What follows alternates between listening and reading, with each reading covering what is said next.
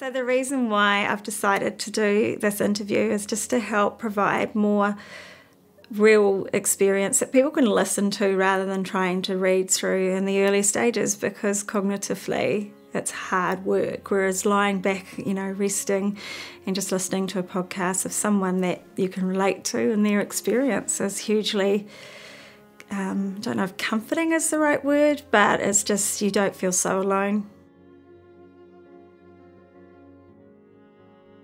I got COVID on the 4th of March 2022, and I know the date well. I was literally cut down at the knees walking up a hill, and bam, but you sort of know something's wrong with you, dreadfully wrong, and it had gone rampant through my class. So that is my anniversary, and coming on 9 months now. On the 4th. I realised the symptoms that I had. I think it was the day I tried to go back to work. I thought I was okay, and then just got exhausted very carefully and couldn't make it through the day. And it was basically at that point they managed to let me leave at lunchtime.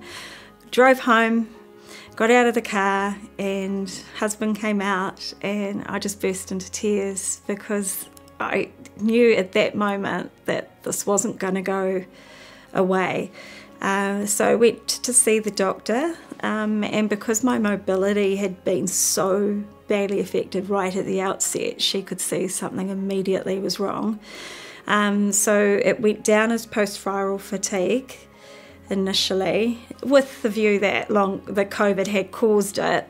And then I had the ECGs, because she noticed the heart rate change with, walking to her office and sitting down and getting up. Ordered chest x-ray, cardiologist, respiratory specialists, and all of those sort of things. She did it really early on.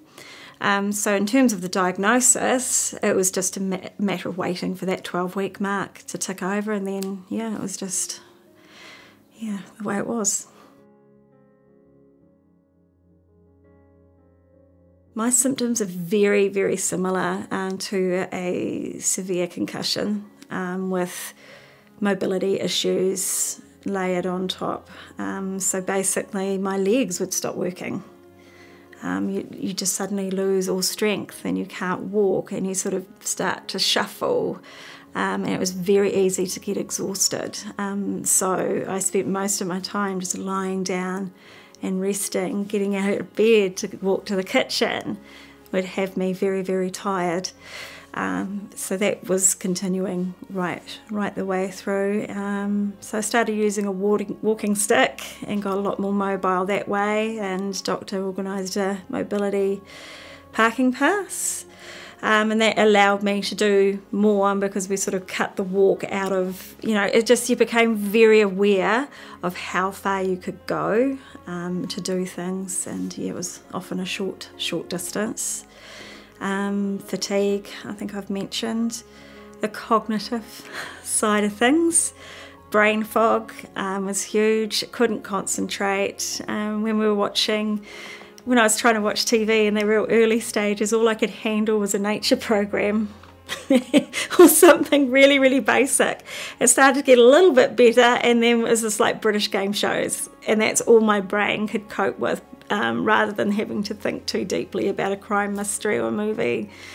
So it was dealing with that. Forget, my words get muddled, I can't say what I want to say, and then I'll sort of fill in random vocabulary blanks, like calling something a human an inanimate object, which I did when I went back to school.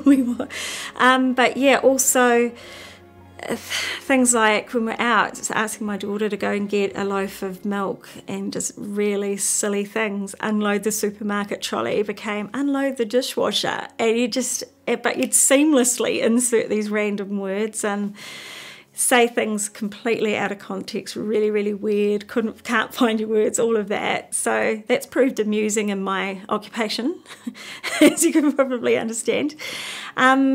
Chest pains, irregular breathing, forgetting to breathe, and then suddenly realising, I better take take a breath, or yeah, just always this pain across the top of the chest and weird pain underneath the ribs. So yeah, just weird things were happening to your body all of the time. My palms would peel, yeah, and just all sorts of really, really random stuff, which you get used to over time, depending on your stress levels. But yeah, it's been really, really hard going, and I probably haven't mentioned all of them. When I went to the cardiologist, they were just doing a full check, and they found that my heart health was completely normal and everything was working as it should. They didn't think that there was POTS at all, because when they tried to sort of do those tests, it just didn't look like it was going there. But it was when they tried the treadmill test, and I just couldn't even move my legs, even with the slightest sort of level, because they wanted me to get to 135 beats per minute to see what would happen. And I couldn't even start the test because of my walking, and the cardiologist knew at that point it was definitely post-viral, a post-viral issue, which all sort of went in the kitty towards the long COVID diagnosis. With the chest pain and respiratory issues, my respiratory specialist recommended going to a breathing physio. So I started still going to Breathing Works, and have an amazing physio that helps me through. And the big thing around the breathing is, she was explaining your body's basic systems just go awry, and that was making what may have been a poor breathing habit, just making it hugely worse. So it was just about getting breathing properly through nose and mouth. And what I found with that over time is the reason for the chest pain, particularly at the top, was because I was continually shallow breathing and gasping for air all the time, and the muscles were really weak through there. And so by going down in diaphragm breathing, I was able to sort of get that carbon dioxide, oxygen flow more settled, and over time she extends the exercises. Yeah, so it's like learning a new habit, really. Over time I've got better at it, and that's allowed me to get more mobile. Tried, a doctor initially put me on some D3 supplements to help with the boost, and then zinc and all of those sorts of things. Pacing has been huge. So originally, it's sort of set out your day depending on how your sleep had gone or what you had on that day. And I think it was one of the parents that I was talking to at school. She introduced me to the spoon theory to help sort of, plan out your day, but also to communicate to others where you were at with your energy levels, and then just going through like that. Now I pace, but differently, in that it's a routine now. I've learned the limitations of my body now. I know cause and effect a lot more, and I've gotten into a rhythm, and with that I'm able to judge what I can and can't do. So for example, I know that one day in the weekend is going to be my really, really slow day, and then the other days I can function. It's also prioritising is a huge one. So for me to go to work, that means I have a cleaner come in, thankfully, but I don't do the grocery shopping. My husband banned me from certain tasks because they were a waste of energy, because he could do them faster and better. So that was helpful. That allowed me to go to work. Yeah, and the only responsibility I had at the end of the day after getting home and having a rest was to try and cook tea or clean up after hubby cooked tea. So it was a real team effort, and if I knew I needed to exert more, then I would rest ahead accordingly and take those breaks. Sensory processing, that's why I've sort of likened it to a severe concussion, because it is very much like that. So in the early stages of having long COVID, it was just basically put yourself in a quiet room, limit interactions. So my world is quite small now, but initially going back in the classroom, it was very fatiguing, simply because of all of the sensory input going in, because you've constantly got people around you, you've got noise around you, you're also sort of putting energy into how far something is away from you. You're hypersensitive, because in that time breathing and the mask wearing and all of that, so it was just complete overload, and you don't socialise at lunchtimes and things like that, following conversations when there's other noise going on. So yeah, it's a lot like having concussion in that regard. Yeah. The hardest part of this journey has been dealing with it psychologically.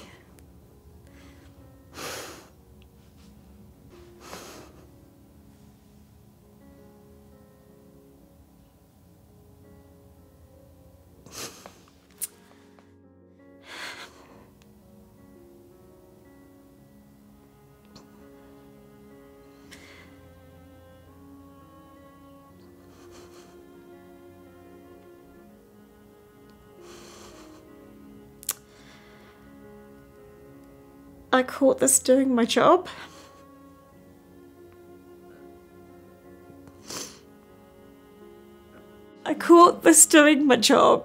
I was there, I was helping kids with their maths. I may have caught it cleaning a paintbrush, because I had the kids painting flowers for Ukraine at the time, and maybe I caught it squirting hand sanitizer on them on the way in, but I caught this horrible disease through just doing what I normally do, trying to make a safe environment, trying to engage children in their learning, and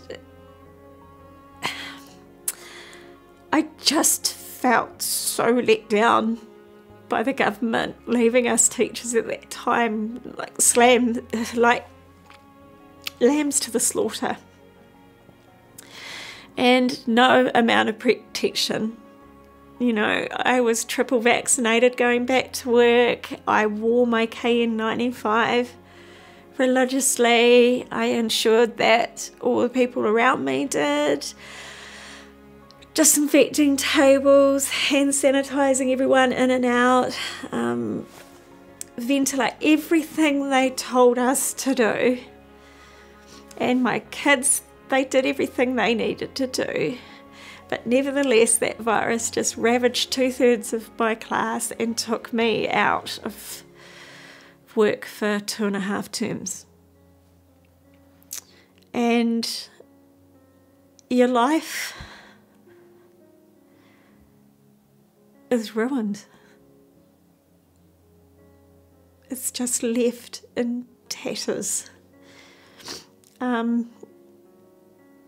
Everything you wanted to achieve, you can't.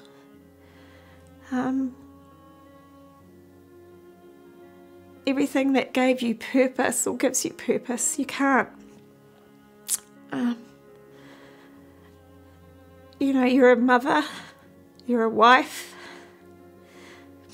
you're a daughter, you're a colleague, you're a teacher, you're so many things, and then suddenly you're just this walking disease, and that's all that you are.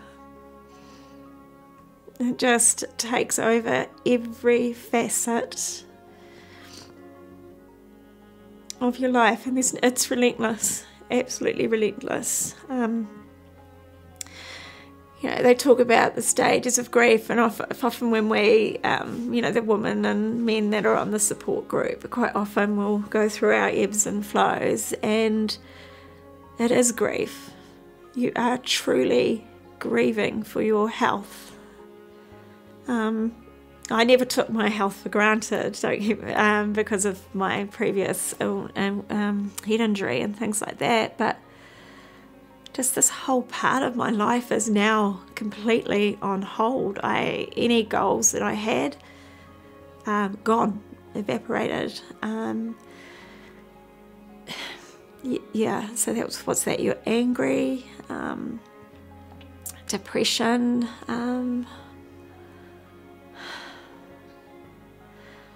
what are those other feelings? You start bargaining. If I just rest this whole weekend, will I be able to, help someone with their maths,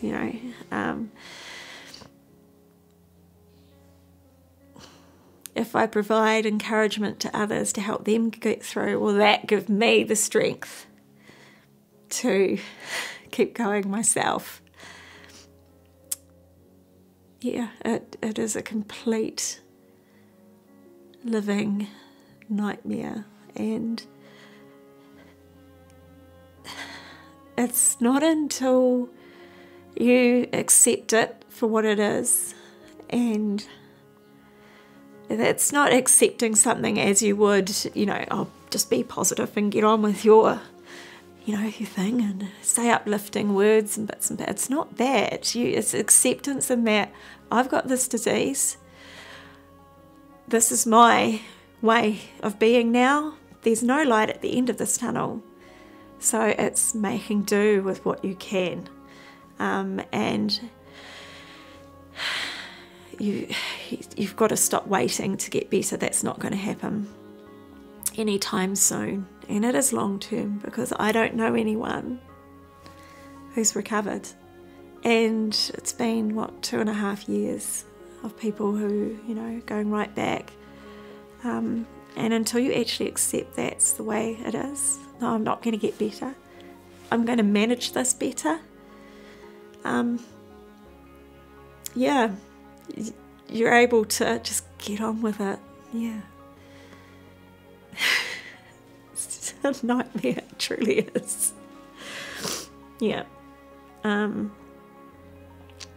Another thing about acceptance is when you get tired and your body starts doing the physiological stuff again, is to have a sense of humour about it and just go, here we go again.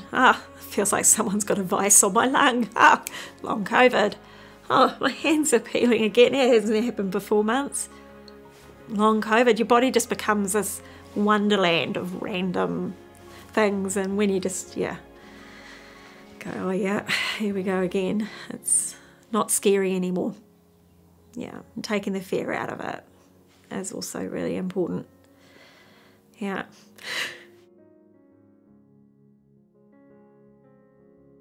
This has had a huge impact on my family.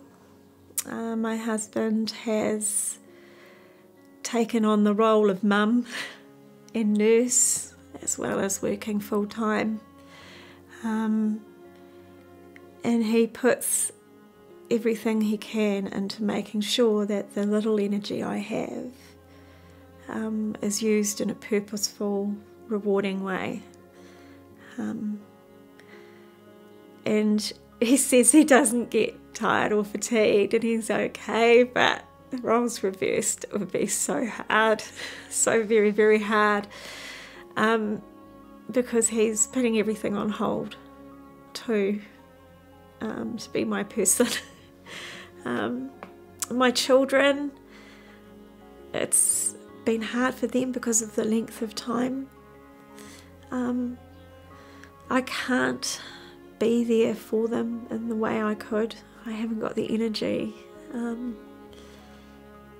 to help with the homework, or to, go and talk to teachers that meet the teacher and things like that. Very limited in what I can do, and there's sometimes when they're just so frustrated, my son will say, "It's not real, Mum, just get over it. You got better from your head injury, you can do this. Long COVID's not real."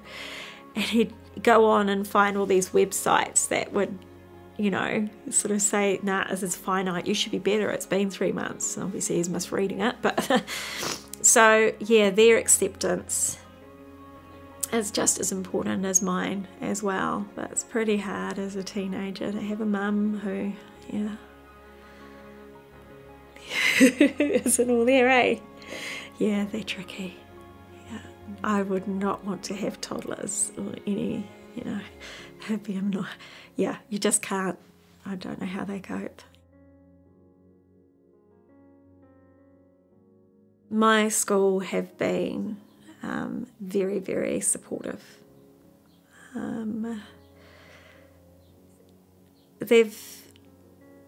The things that they've done to enable me to work in the way that I can have